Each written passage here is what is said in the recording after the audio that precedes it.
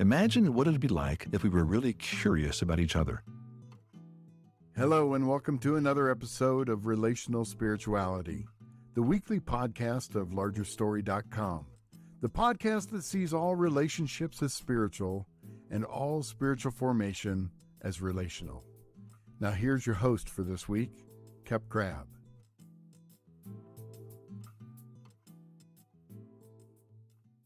Welcome, everyone, to the Larger Story podcast, Relational Spirituality, where you belong, you become, and you can be known.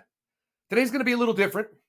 I'm joined today by a colleague of mine for the past almost 5 years here in about a month, Kris Gamble. Kris has been with me since basically the beginning of Larger Story, and I have been so grateful to have had Kris by my side as we've leaned on each other and hopefully relied on the Spirit's guidance to get us to where we are now with what you know is Larger Story.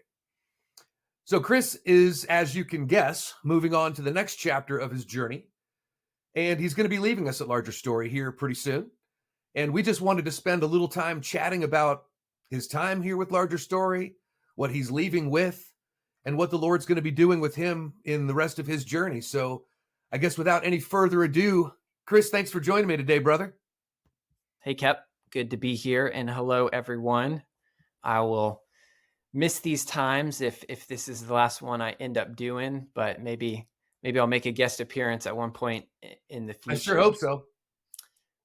Yeah. So as I sat down to think about this conversation, Kep, I started to kind of just write some questions.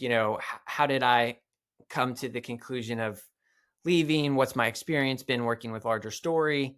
And what sort of came out was a narration of my time with Larger Story over the last 5 years. So, what I mentioned to you just a little bit ago is maybe I can jump into sharing some of that and chime in along the way, fill in details. But I thought I'd love to just share my smaller story within Larger Story Absolutely. here on this episode. And I think that can lead up nicely to explaining the transition. So I was first introduced to you, Kep, 5 years ago, right around this time, May, by a good friend of yours and a mentor of mine, Rich Cannon.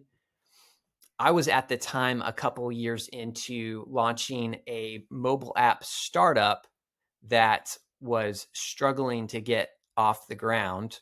We had built this app around this idea for more meaningful event networking that was less random and hoping to run into the right people, but using an app to connect people with the right people in real time at the events. Well, built an app, but we weren't making money. And Rich knew that you were looking for help with Larger Story and building a website, and that I was looking for income, and connected me and you and said, Kep, here's a guy.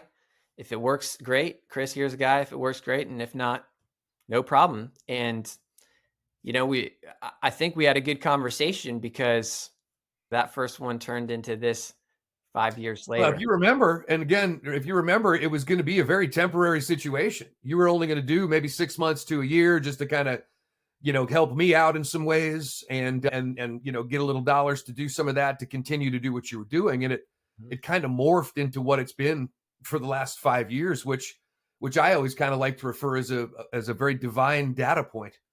I think our mutual friend, who I've known for years and who's been a spiritual mentor to you in many ways over the past several years of your life, I think was just used by the Holy Spirit to put us together. And it was really, it was very cool. So it was fun to see when, even in retrospect, how the Lord's working and what the Lord's up to. Yeah, it felt like a good fit for me. Having, prior to my app startup, I helped start a ministry in college that I then ran for a number of years after college. And then Larger Story is the legacy ministry of Larry Crabb. Larry Crabb's a Christian psychologist. My degree was in psychology in my undergrad. And personally, I did a lot of soul care within my ministry setting and didn't even realize that term existed until getting into work with larger stories. So it felt like a God appointment on my end as well from the get-go. And so it's been quite a journey, Kep, that we've had over the last 5 years with larger story. Plenty of ups and downs and twists and turns. And so, but we've come a long ways and since. And so I just kind of wanted to even talk about like just where we've come. So Let me do you want step in for just a second, just so Sure. I know you're kind of going off some notes perhaps, but I think at this point, a lot of the things that happened in your life since you've been part of the team at Larger Story, where you've gotten married, you've gotten your home, you said you got a dog, which I always think is so cool. But a lot of big things have happened. You went through a lot of big things with me as we were continuing to build Larger Story with Kimmy's diagnosis, with Dad passing away, all these different things that were kind of big pieces. So, I mean, you were in the trenches with me during a lot of those really intense moments that I think, really will always leave a mark on me, bro, in terms of how you kept me energized, you kept me encouraged, you kept me moving when sometimes I felt like I really didn't want to. And I was, there was times where it would have been easy just to say, I just want to walk away from this. We'll do something else, maybe we can honor Dad some other way, but this is too important. And I think that's been some of the lessons that I've learned in these last 5 years working with you. Mm. Well, I may get to it here in a little bit, but it's been mutual getting to go through my major life transitions with getting married, and some of yours with your wife's diagnosis, as you said. And yeah, I'll probably share a little bit more later, but you've been an inspiration to me through the journey. So continuing on with the narrative, we hosted our first event since your dad passed, which was the Larger Story Summit, which was a tribute to his life. And I think it was a wonderful event. And we've since and from that we introduced some of your dad's very good friends as voices that are able to that have learned from your dad and embodied his teaching, but are now expressing those learnings in their own unique voices in their spheres of influence. So we had our first event without your dad. We've introduced new voices through that event and through our podcast, which we've launched this year. We've got another event coming up early next year, Lord willing. As many people know, we filmed the first of a 3-part spiritual formation digital discipleship resource is what we call it. And we've got the next 2 on the way as we speak. We published the first of the last 3 of your dad's books, Waiting for Heaven. We did that self-publishing when all of his others had been produced by a publishing house. We have a pretty regular following with our podcast, which is cool. Kep, personally, you and Larger Story and the team have been a tremendous blessing to me in my life. And in digging into that and what you alluded to earlier, just a few months before I started with Larger Story, I had met a gal and started dating her. And if I had not had joined Larger Story within a few months, I wouldn't have had the means to take her out on a date much longer. And You're welcome. yes, and which probably meant she would think this guy is not capable of being a provider and may have dipped out. No, I mean, she's probably not that shallow, but I say that to say that I got engaged to my wife and married my wife while at Larger Story. And kind of broadly, when I think about my time at Larger Story, a word that comes to mind is that it's been stabilizing in my life. Yeah, it's been the first job where I did work, but I didn't have to fundraise myself personally. And so knowing that I did my work and I had a paycheck coming in and it was relatively guaranteed. Oh no, that this kind of stuff is fine, but it's interesting because I think what I'd want to chat more about with you today, bro, Yeah. is there's a lot of logistical things that we've done. I think we've had a chance, by the grace of God, to do a lot of neat things, and a lot of things that I think really do have some opportunity to be life changing. And we're in the middle of some of those now, and that's really kind of the essence of it. But so that's kind of where I want to go with you. Is you've now worked with this minister. You didn't know Larry Crabb from anybody before. You got a chance to meet Dad several times. You actually got a chance to go through the SSD before he passed away. So, when you start to think about what did it do to you from a relational standpoint in respect to how you looked at yourself now as a husband, how you looked at yourself now as a son of God, how you looked at yourself in just different ways, because I think that's where, and I've said this to you before, Kris, and I really mean it, is I've known you now for 5 years, and I've seen so much growth and desire to know the Lord at a deeper level in a way that really does change how we live. And I've seen that with you. And that's been the thing that's been most exciting to me, and why I'm so grateful to have had you, first of all, on the team, but now to send you off and keep doing that. I mean, I've said this to you, you're always going to be a part of Larger Story. That's never going to change. You might not be working for Larger Story anymore, but you're still going to be with Larger Story and involved in what we're doing, because you're part of God's larger story. Your smaller story is, my smaller story is. And so how do we continue to keep this movement? And again, I guess my big question is more just, what has happened to you relationally since you've been with, because when I first met you, you had really long hair, and it was kind of like, yeah, I think I know what I'm doing here. I'm pretty sharp, and all these kind of things going on. And now you're a mid 30-year-old guy with a wife that you just celebrated. Was it 3-year anniversary? 4. 4-year anniversary. My gosh, that's right. 4 years. And, so that was just yesterday. So congratulations on that. But how are you different? Because I want to believe, and I really do, that you are a different person than the first Kris Gamble that I met in 2018. You're not the same guy. And if you were, I think I would be really disappointed in that. You shouldn't be the same guy. And you're not. Well, that category is one of the ones that I've been thinking about. And one way of saying it is I've grown in awareness of how I impact others, which is something your dad emphasized, is knowing how do we impact others. And some of the conclusions I've had are on the need for growth side.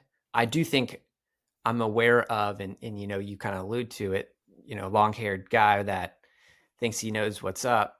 I do think I'm aware that God impacts people through me in positive ways, but there are also some more difficult ways that I impact people, particularly on our team, that he has helped me to see. And I don't know that I'm over those things, but I can be very judgmental of others. And I can either wear that judgment, or I can even express that judgment. I can be condescending, and that is how my judgment can sound. And Kep, you unfortunately have been the recipient of that. And I'm sorry that, and I've said this to you prior, but I'm sorry that you have been the recipient of that judgment and pride and condescending tone. And I'm grateful that you've been gracious and patient with me in my process of sanctification that is uncovered as we relate authentically and closely like we do on our team. One of the reasons, Kris, that I've been, I guess, so patient with you in so many ways, and we've had our times, and I can handle somebody being condescending or any of those kind of things. But I think one of the things that really has given me hope is to see your desire to grow and your desire. We talk about larger story with what does it mean to put Jesus on display by how we relate to people. And you and I've talked many times about you can say the same thing in two very different ways to get your point across. And one of my mentors talks about, you catch more flies with honey than you do with vinegar. And so, the growth process that I've seen in you in the last 5 years is as a young man moving into now where you wouldn't be considered as young of a man anymore. You're 5 years older now. You're a mid 30-year-old man. And I love to see the growth that you've made in respect to how you love people well. And I feel like you've challenged me in ways in these 5 years, which has been awesome. And I've been grateful for that. I think I've challenged you in ways. And I think that it's been such a great example of an older guy. I'm 20 years older than you are, and a younger guy who are working together for the same purpose, and yet still that iron sharpening iron piece. And, we've had a chance to pray together a bunch. We've had a chance to cry together a bunch. We've had a chance to laugh together a bunch. And we've had a chance to see God's work taking place, not just in creating courses and producing books and putting together groups and ambassador groups and prayer teams and all that stuff and all the spiritual directors. That stuff's awesome. But what's it doing to you? What's going on in your soul, in your heart? And as you get ready to leave us at Larger Story, what are you taking with you? Because that now, the one thing that you've become aware of is whether you're on a team of 2 people, 3 people, 4 people, or 25 people, there's going to be tension. Mm-hmm. It's just the way it works.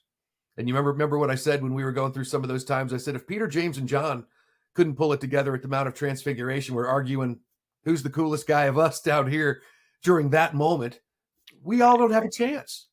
But we do have a chance to, Dad used to say, and I've said this to you, Kris, and I love this line, it's not about failing, because we're going to fail. But what do you do with that? Where do you go with that? How do you respond to your failure? And to know that you're completely covered in the blood of Christ and you're completely redeemed, even though this side of heaven, you still have that flesh spirit battle. And I think you're going to have that all the way up to the very, very end. Mm-hmm. And I've had a chance to see a few people finish. And my biggest prayer for all of us is that we understand what it means to finish well. And I think what you and I've talked about is, what does it mean to finish well as you finish with Larger Story? Mm-hmm. And I think, Kris, you have done that or are in the process of doing that. I know you haven't found a job yet. You're looking for one. And we'll get into kind of explaining that. I want to kind of keep moving here just so we can keep things rolling. Just to tell you all, Kris is going to be starting a master's degree program at Johns Hopkins University in some very cool things. And he'll talk about that in a little bit. But so there's some transition happening.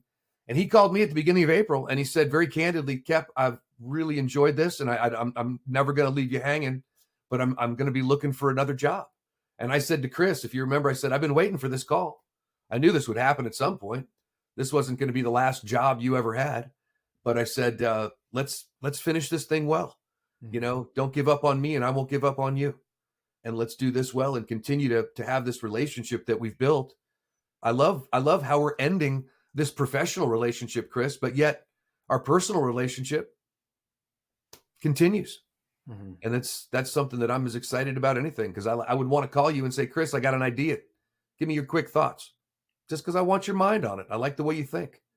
You've been probably the closest partner I've had as we've started Larger Story, through all the ups and downs. And you alluded to a few of them early, but it was rough early on. I didn't know what I was doing. We didn't know what we were trying to do. We knew we wanted to do something, but this was when Dad was still alive. And just so you people know too, and I'm sitting here kind of giving Kris some accolades, but he deserves these, is before Zoom webinars became popular, which of course during COVID, all of us realized that's how we lived. But probably about a year before we had to live that way, Kris said, well, let's get your dad doing webinars and we'll record them.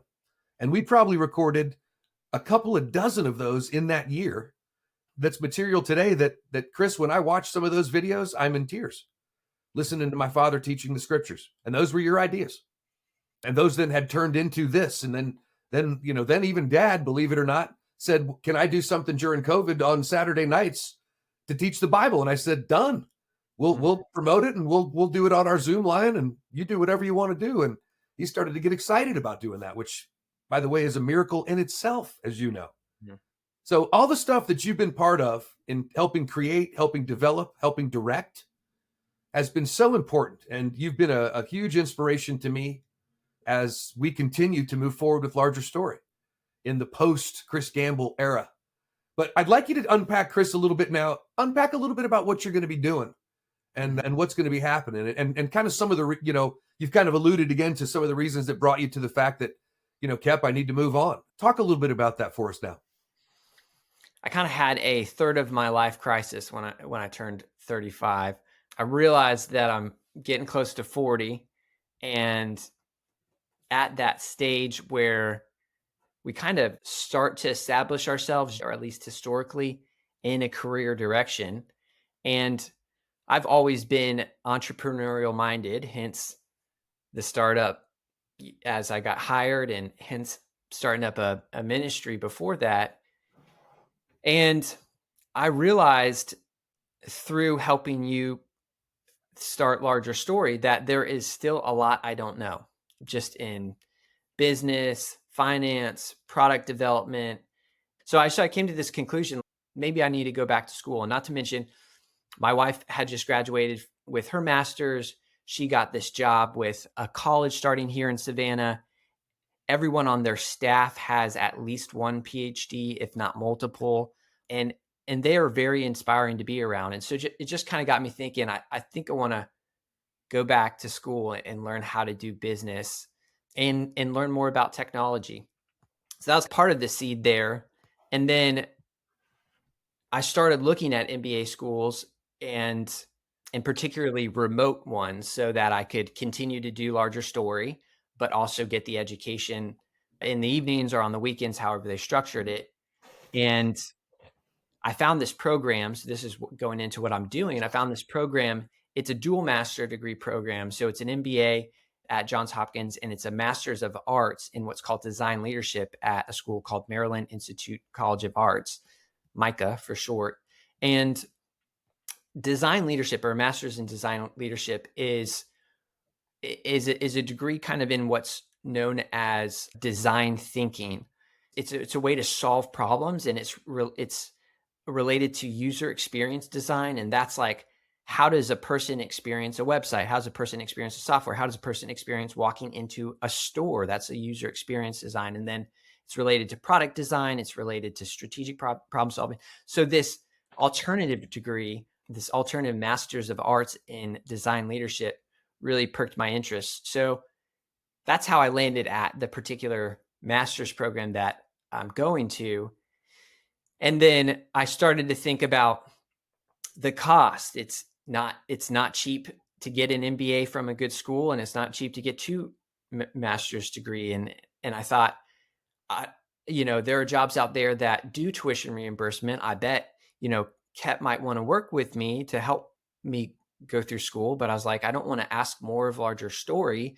And so I then started thinking like, well, what do I ultimately want to do? What direction do I want to go in? And think about the world we're in today. We're in the middle of a technology revolution. This is a little bit of what I was telling you and the team. We're in the middle of a technology revolution, maybe like no other in history.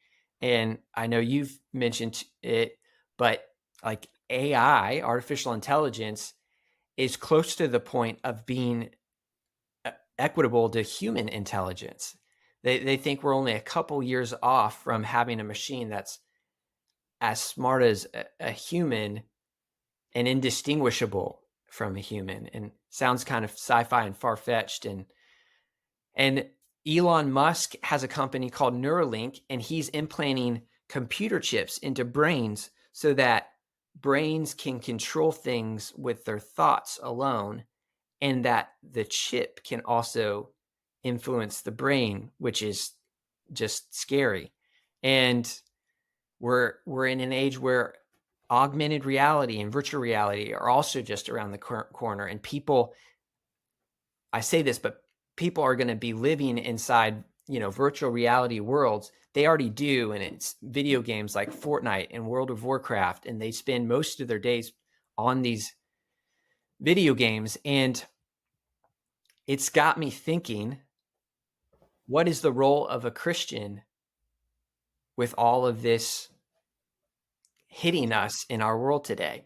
And what's the role of the church with all this hitting us in our world today? And what is biblically ethical? What should we speak out against? Say that's too far? And something you said at one point or another, Kep, but at one point, the church in history set the standard for culture and arts and innovation, particularly like around the Renaissance period. And the church created the university system, hospitals, commissioned much of the art in the world at that time.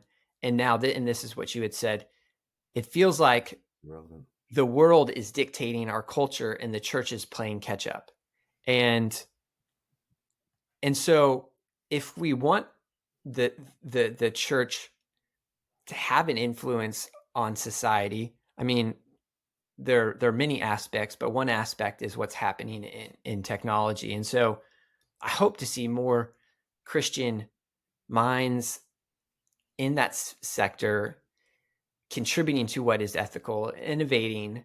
And so by going into a master's program at a innovative research institution like Johns Hopkins, and now what I'm looking at with a transition. So I was thinking about all this, and I was thinking, I think I want to move in the direction of more software, technology, business, product development, and it's got me thinking, and now looking and now applying to various companies, and that's where I'm at.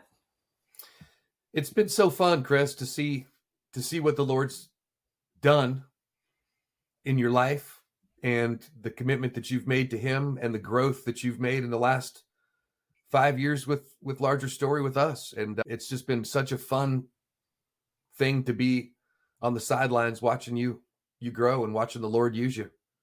And I don't think he's done, man. I think he's got big plans for you. And I'm excited for you. I mean, when you told me at the beginning of April, I knew it was of the Lord because I felt so relaxed and so at peace and said, I've been waiting for this call. I knew it was time. And you're leaving Larger Story in a really good place. I think you've allowed me to understand what it means to help manage people a little bit and be the leader of this organization in ways that I'm super grateful for. So I'm really grateful, Kris, for what the Lord's doing in your life more than anything. I'm super thankful to have had you on my team for the last 5 years, and I'm grateful for the relationship that we'll have for the rest of our lives. Mm-hmm. And so we just wanted you all to know what was going on with Kris, because so many of you guys have developed relationships with him as well, which of course will not end when his time working for Larger Story ends. Your relationships will continue, mm-hmm. like mine will with Kris. And I'm just really proud of what the Lord's done in your life, Kris, and the husband that he's made you, the man that he's made you. And I hope I don't sound condescending when I tell you I'm proud of you as that, but I'm grateful to have had you on my team and to have known you. And I can't wait to see what God's going to do with you, man. So anything you want to say as we conclude your time with this ministry?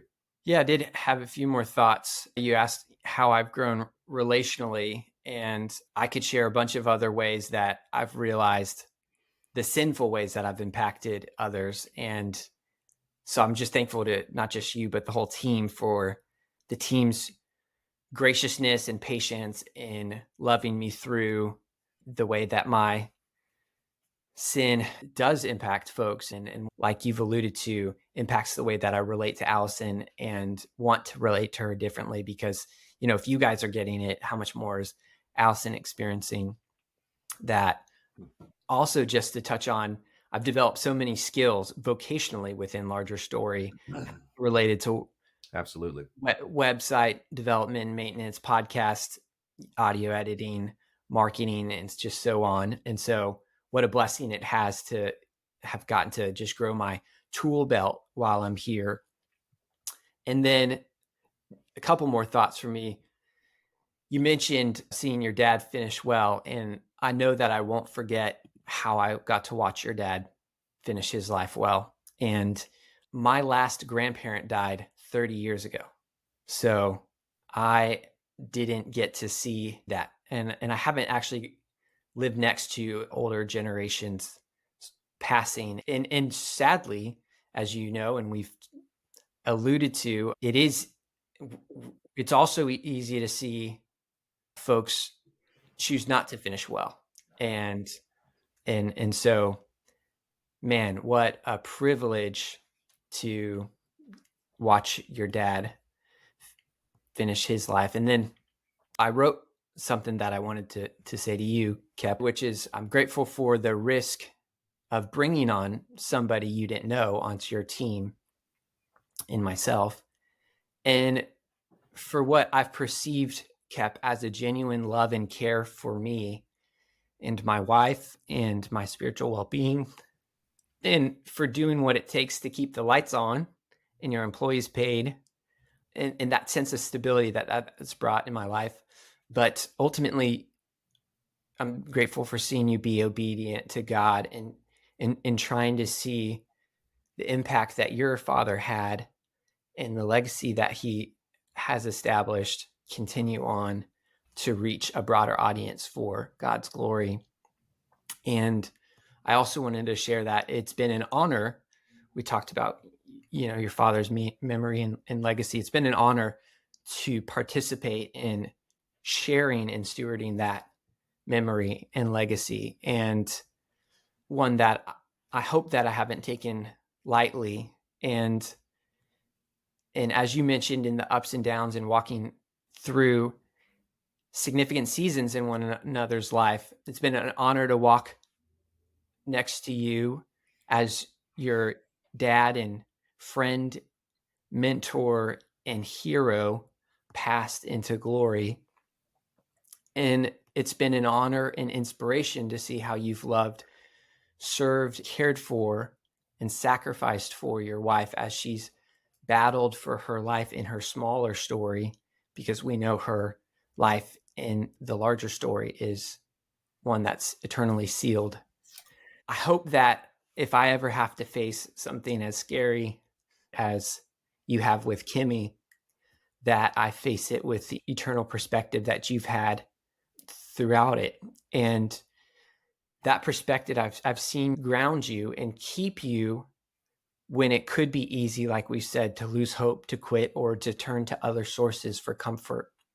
So thank you for caring for me, Kep, and this team in the way that you sought to lead us through each step of this journey. Well, that means a whole lot, Kris. And thank you for those words. And to tell you too, in respect to Kimmy and the cancer stuff with her, I don't think I had that perspective early on. I think that's what's come. I think that God really put that in my life to allow me to have the perspective to be able to lead this ministry. I don't think I would have had the maturity or the perspective to be able to lead this ministry in the way that I've been able to get because of the Holy Spirit's work in my life in these last few years. That's why early on I was operating out of fear, and then you came in and we started to get a little more confidence in what we were wanting to do, and made some changes and some decisions, and then all of a sudden we got hit with some big things. And that's just, God's plan and God's larger story is perfect. And even though it has our screwed up smaller stories in it, it's not gonna be thwarted, and it's going to come to fruition. And Kris, I'm just grateful for you, man. I'm grateful for where you're going, and you will always be a part of larger story, for sure, and always be a big part of it, and a big part of establishing where we are now. So, Kris, I love you. Thanks for being part of my team and part of this team, and more importantly, part of God's team. And none of that will ever change. So you're on the team. Folks, thanks for joining us today. Be praying for Kris in this transition. Be praying for us with Larger Story during this transition as well. Our goal is to put Jesus on display as we wrap up this chapter, but it continues and life continues until Jesus comes back to take us home. Y'all have a great day. Thanks for joining us. We'll see you next Tuesday. Thanks, guys. And love you too, Kep. If you like what you heard today, hit the like button just below. Then come back by subscribing to our podcast channel. For more resources on relational spirituality, go to our website at largerstory.com.